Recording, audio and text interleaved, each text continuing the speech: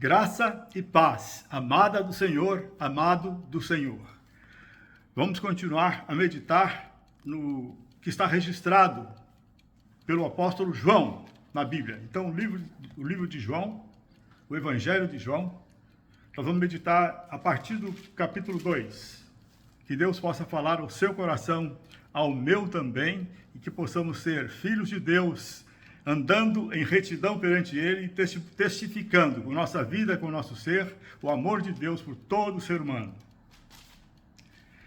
Jesus participou de uma festa de casamento em Caná da Galileia. Foi ele, seus discípulos, sua mãe, os seus irmãos, tinha muita gente lá. E em determinada hora, a Maria descobriu que o vinho estava faltando. O vinho era essencial para a festa. Era realmente uma festa. Então Maria chegou para Jesus e disse: acabou o vinho. Certamente ela estava pedindo para ele fazer um milagre. Ele a repreende dizendo: não chegou ainda a minha hora. Deus tem hora para tudo, tanto na sua vida como na minha. Deus está no controle de tudo. Não estava na hora de Jesus fazer aquele milagre. Ele devia estar esperando, creio eu, que acabasse totalmente o vinho e que o pessoal começasse a sentir falta de algo líquido para tomar, junto com a comida. Aí, ele exortou Maria, dizendo que não era chegada a hora dele. Então Maria saiu de lá, e o que ela disse aos serventes, aos servos que trabalhavam lá na festa? Ela falou aos serventes: fazei tudo o que ele vos mandar. Então, Jesus morreu naquela cruz por nós, e se ele, o Filho de Deus, santo e puro, não tivesse morrido lá, não havia esperança para o ser humano. Pois com o seu sangue nós somos perdoados dos nossos pecados. E Jesus tinha um tempo certo para que as coisas acontecessem. Nós sabemos que ele era muito perseguido pelos líderes judaicos, e ele, quando ele fazia um milagre, ele dizia para a pessoa não comentar, não falar com ninguém, porque ele não queria que se precipitasse os acontecimentos. Ele tinha de terminar a sua obra com os seres humanos, pregando o reino de Deus, sendo um exemplo desse reino, salvando vidas, libertando vidas e abençoando vidas. Até que chegasse a hora de o prenderem e o crucificarem. Então ele disse para a pessoa: mas não é chegada a minha hora. Aí o vinho acabou totalmente, creio eu. Ele fez aquele grande milagre, transformou água em vinho. E a palavra de Deus aqui no capítulo 2 diz que com este sinal, deu Jesus o princípio aos seus sinais em Caná da Galileia. Manifestou a sua glória e os seus discípulos creram nele. Os sinais, as curas, os milagres, as transformações da lei da natureza. Como é que uma água pode ser transformada em vinho? Só o Filho de Deus tinha poder para fazer isso. E ele deu esse poder a nós também, porque ele nos salva e nos deixa aqui para nós continuarmos a sua obra de salvação de vidas. Então, é necessário que a gente esteja consagrado ao Senhor e pedindo a Ele que Ele manifeste a sua glória quando nós pregamos o Evangelho. Que as pessoas não apenas ouçam a palavra, mas sejam tocadas profundamente pelo Espírito Santo para que se convertam. E, se necessário, sinais que Deus nos usem para curar, para expulsar, para abençoar. Louvado seja Deus. E aí, quase no final deste capítulo, ele estava em Jerusalém durante a festa da Páscoa. Jesus foi a Jerusalém para participar da festa da Páscoa. Estando lá em Jerusalém, muitos, vendo os sinais que ele fazia, creram no seu nome. Então, meu amado ouvinte, minha amada ouvinte, se você é cristã, nós precisamos ter o poder do alto para que a nossa pregação do Evangelho do amor de Deus seja confirmada por sinais. Muitos creram nele porque viram os sinais. O ser humano precisa de ver algo extraordinário para poder acordar e se voltar para Deus. João, capítulo 3. Havia entre os fariseus um homem chamado Nicodemos, um dos principais dos judeus. Este, de noite, foi ter com Jesus e lhe disse: Rabi, Sabemos que és mestre, vindo da parte de Deus, porque ninguém pode fazer esses sinais que tu fazes, se Deus não estiver com ele. A isto respondeu Jesus: em verdade te digo, se alguém não nascer de novo, não pode ver o reino de Deus. Perguntou Nicodemos: como pode um homem nascer sendo velho? Pode porventura voltar ao ventre materno e nascer segunda vez? Respondeu Jesus: em verdade te digo, quem não nascer da água e do Espírito não pode entrar no reino de Deus. Quem não nascer da água e do Espírito não pode entrar no reino de Deus. Nascer da água apontando para o batismo. Você ouve a palavra de Deus, se arrepende, e então, já tendo sido salvo em seu espírito, você precisa testemunhar o que aconteceu com você para as outras pessoas e para o mundo. Por isso, Deus instituiu o batismo. O batismo é um símbolo de que você morreu com Jesus e está ressuscitando com Jesus para a glória de Deus. Você nasceu de novo como filho de Deus do alto. E você é filho de Deus. E passa pelo batismo para testemunhar o grande milagre que aconteceu com você de torná-lo filho de Deus. Então Jesus diz: quem não nascer da água e do Espírito não pode entrar no reino de Deus. O que é nascido da carne é carne. O que é nascido do Espírito é Espírito. Quando aceitamos Jesus como nosso Salvador, nesse momento, o Espírito Santo dele vem habitar em nós, no novo Espírito que foi criado por Deus, no exato momento em que nos entregamos a Jesus. Louvado seja Deus. Não te admires, disse Jesus a Nicodemos, de eu te dizer: importa-vos nascer de novo. O vento sopra onde quer, ouves a sua voz, mas não sabes de onde vem, nem para onde vai. Assim é todo o que é nascido do Espírito. Louvado seja Deus. Aí Jesus fala para Nicodemos que esse nascimento do Espírito vai envolver a sua morte. Agora ele não fala com muita clareza, mas Nicodemos podia entender porque ele conhecia muito bem o Velho Testamento. E aí ele termina dizendo, nessa fase inicial do capítulo 2, do capítulo 3, ele compara o que vai acontecer com ele com algo que aconteceu quando Moisés estava dirigindo o povo que saiu do Egito para a terra de Canaã. Ele diz o seguinte: do modo pelo qual Moisés levantou a serpente no deserto, assim importa que o Filho do Homem seja levantado para que todo que nele crê tenha a vida eterna. Ele falou da sua crucificação. Ele morreu naquela cruz, sofreu terrivelmente e foi cravado naquela cruz para pagar o preço do seu pecado e do meu pecado.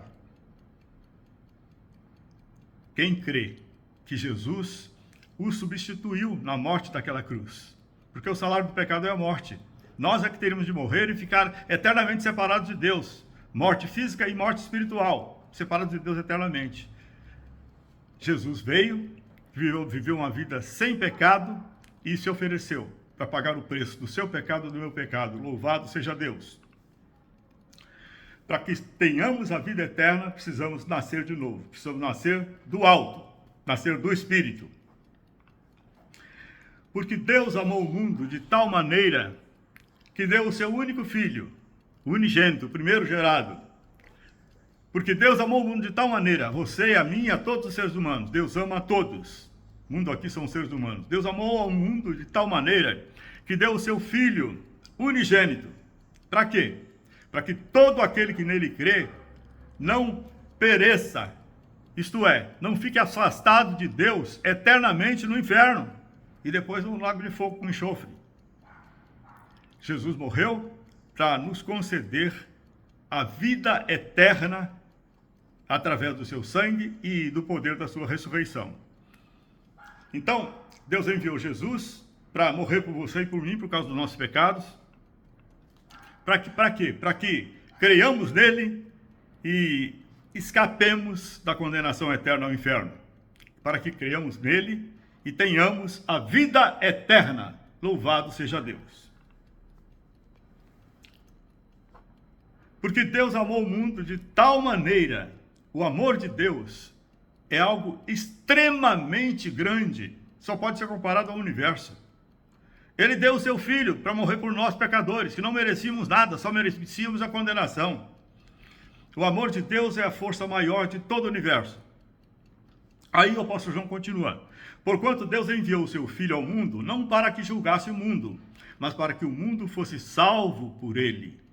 Deus ama a todo ser humano e quer salvar.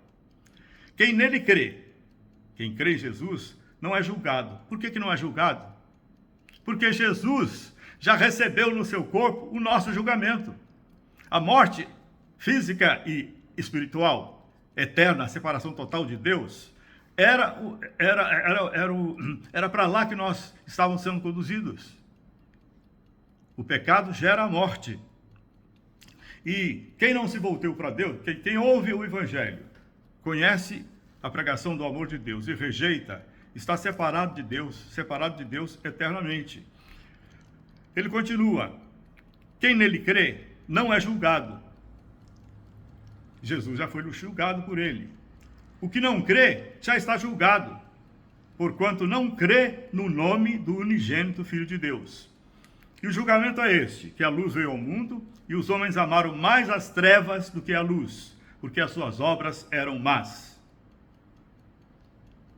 O ser humano cometendo um montão de pecado, achando que está tudo bem, que ele vive aqui atrás de prazer, que ele precisa ser feliz, e não sabe que precisa viver de acordo com as normas criadas por aquele que o criou. É Deus que sabe o que é bom para você e para mim. Nós não sabemos. Então o ser humano separado de Deus vive atrás de prazeres nesta terra. E ele tem um montão de pecados, mas nem está aí com os pecados. Aí veio a luz, ouviu o Evangelho, não aceitou, continua não aceitando. O julgamento é este: a luz veio ao mundo, e a luz veio ao mundo com Jesus, e ele disse a nós: vós sois a luz do mundo. Então quem rejeita o Evangelho quando nós pregamos, olha o que estava reservado para ele. O julgamento é este: que a luz veio ao mundo, e os homens amaram mais as trevas do que a luz. Por quê? Porque as suas obras eram más. Pois todo aquele que pratica o mal aborrece a luz, e não se chega para a luz, a fim de não serem arguídas as suas obras. Quer ficar com tudo escondido dentro dele, só que se esquece que Deus está vendo tudo. Quem pratica a verdade aproxima-se da luz, a fim de que as suas obras sejam manifestas, porque são feitas em Deus. Louvado seja Deus, aleluia. E o apóstolo João termina esse capítulo 13 dizendo: o Pai ama o Filho, o Pai ama ao Filho, e todas as coisas tem confiado às suas mãos. Por isso, quem crê no Filho de Deus, em Jesus Cristo, tem a vida eterna. Minha amada, meu amado, se você já recebeu Jesus Cristo como seu Salvador e Senhor, você já tem a vida eterna. Ela começa aqui. É um tipo de vida diferente da vida normal dos seres humanos. Aqui na Terra nós já temos a vida eterna. Ela vai se completar inteiramente, 100%, quando estivermos na eternidade. Aqui nós somos luz, mas nem sempre estamos brilhando. O Pai ama o Filho, e todas as coisas têm confiado às suas mãos. Por isso, quem crê no Filho tem a vida eterna. Já temos. Você aceitou Jesus como seu Salvador, seus pecados foram perdoados. Você está inteiramente limpo perante Deus. Quando Ele olha para você, Ele vê Jesus na sua frente, te representando. Agora, quando você, que já é nascido de novo, peca, isso te afasta de Deus. Aí o Espírito Santo está te convencendo que você pecou, você se arrepende profundamente, pede perdão, aí a comunhão com Deus é restabelecida de forma completa. Quem crê no Filho tem a vida eterna. Ele consegue viver aqui na terra para agradar a Deus. Por quê? Porque ele decidiu agradar a Deus e não fazer mais a sua vontade própria. E porque o poder de Deus está dentro dele. O Espírito Santo, Deus, Pai, Filho e Espírito Santo. O Espírito Santo está dentro de você e dentro de mim se você crê em Jesus. Por isso você já tem a vida eterna. Louvado seja Deus. Porque a eternidade, em termos de duração de tempo, porque a eternidade não tem tempo. Não tem tempo definido. Pode passar 1 bilhão de anos, é a eternidade. Pode passar quintilhões de anos, é a eternidade. Ela não tem fim.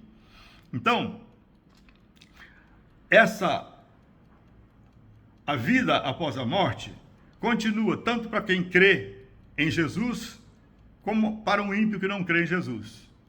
Quem crê em Jesus, morreu, vai para o céu. Quem não crê, gente, é inferno. É inferno. Então, a única coisa que morre em nós é o nosso corpo, a nossa alma, o nosso ser, a nossa personalidade. O que nós somos não morre.